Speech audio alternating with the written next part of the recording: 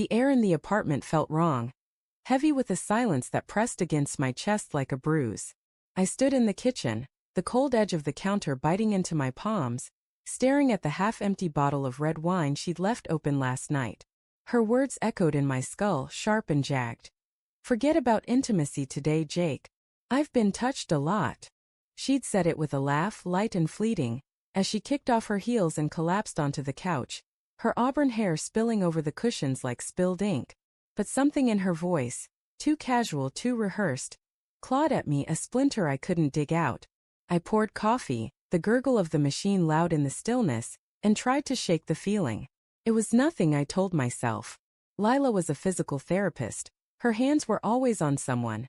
Kneading shoulders, guiding limbs, steadying hesitant steps. Touch was her job. But the way her eyes had darted away when she spoke, the way her fingers lingered on her phone before she tucked it into her bag, it felt like a secret she was daring me to uncover. The morning light sliced through the blinds, painting the hardwood floor in stripes of gold and shadow. I moved to the living room, where her scarf lay crumpled on the armrest, its floral scent faint but sharp enough to sting. We'd been together 3 years, long enough to know the rhythm of each other's silences, but this one was different. It wasn't the quiet of comfort. It was the kind that hit something, like the pause before a storm breaks. "Morning," Lila called from the bedroom, her voice bright but frayed at the edges like she was trying too hard. She emerged, wrapped in a gray sweater that hung loose on her frame. Her face flushed from sleep or something else. "You're up early." "Couldn't sleep," I said, my gaze flicking to her hands as she adjusted her hair. Her nails, usually bare, were painted a deep crimson. New. Unfamiliar. "Long day yesterday?" She froze just for a second, then smiled. "Yeah, exhausting. Back-to-back clients. My hands are killing me." She flexed her fingers and I noticed a faint bruise on her wrist, small but vivid, like a thumbprint pressed too hard into her skin. My stomach twisted. "Rough session?" I asked, keeping my tone light, but my eyes stayed on that mark. She tugged her sleeve down, a quick, practiced motion. "Some patients grip harder than they mean to," she said, turning to the fridge. "You want eggs?" I didn't answer. The bruise wasn't the kind you get from a patient's clumsy grasp. It was deliberate, intimate.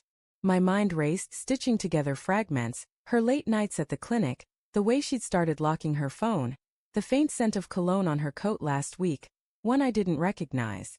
I wanted to dismiss it, to laugh at myself for being paranoid, but doubt had taken root, spreading like ink in water. We ate in silence, the clink of forks against plates too loud. Every bite tasted like ash. Lila scrolled through her phone, her thumb moving too fast, like she was avoiding something.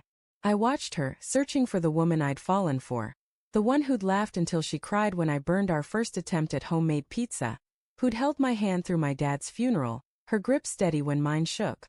That woman felt like a ghost now, replaced by someone who couldn't meet my eyes. "You okay?" she asked suddenly, her voice cutting through the fog in my head. Her green eyes flicked up, searching mine, and for a moment, I thought I saw guilt there, raw and unguarded. "Yeah." I lied, my throat tight. "Just tired." She nodded, but her gaze lingered, like she was weighing whether I believed her.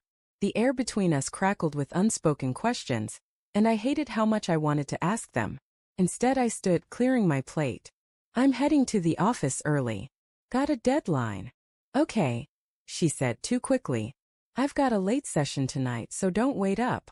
The words landed like a punch. Another late night. I grabbed my keys, my fingers trembling, and left without looking back.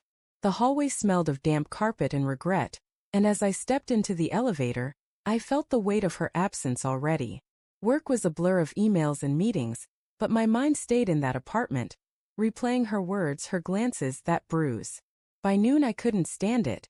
I opened my laptop, my hands shaking as I logged into our shared cloud account.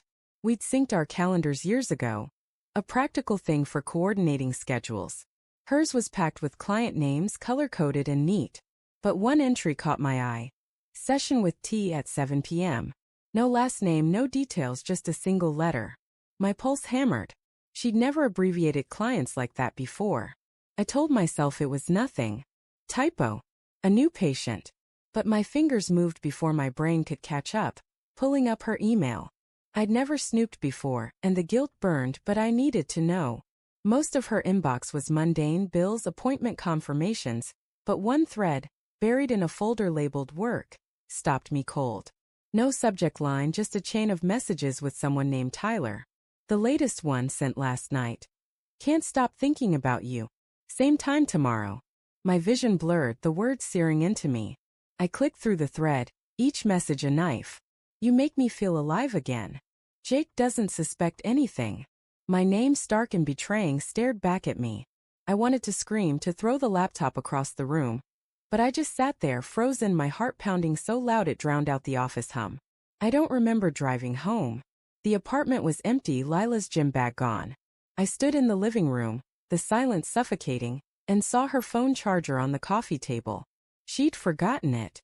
My hands moved on instinct, grabbing it, unplugging it, as if that small act could unravel the truth. But then I saw it, a folded piece of paper tucked under the couch, barely visible. I knelt, my fingers brushing the rough edge, and pulled it out. It was a receipt from a hotel bar downtown, dated last week. 2 drinks paid with her card. The timestamp, 10 p.m. when she told me she was working late. My knees buckled and I sank to the floor, the paper crumpling in my fist. The betrayal wasn't a suspicion anymore. It was real, tangible, a weight I couldn't carry. When Lila came home that night, I was waiting. The receipt sat on the counter, a silent accusation. She stopped short, her eyes widening, then narrowing as she saw it. Jake, what? Who's Tyler? My voice was low, steady, but it trembled with everything I was holding back. Anger, heartbreak, the desperate hope I was wrong. Her face crumpled just for a moment before she straightened. A client, she said, but her voice cracked. Jake, you're being ridiculous. Then why's his name in your email? I stepped closer, the receipt burning in my hand. Why's he saying he can't stop thinking about you? She flinched, her breath hitching, and in that moment I knew. The truth was a blade, cutting through every excuse, every rationalization. She didn't deny it. She just stood there, tears welling, her hands twisting together like she could wring out the guilt. I didn't mean for it to happen, she whispered, and the words broke something in me. It was a mistake, Jake. I swear I love you.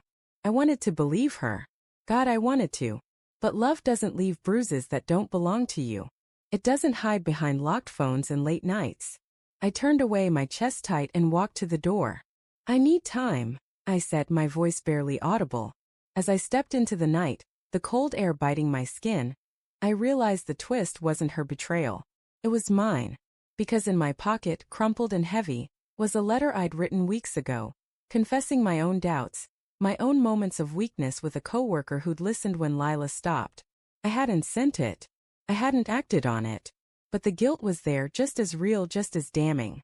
We'd both been breaking, and neither of us had seen it until it was too late.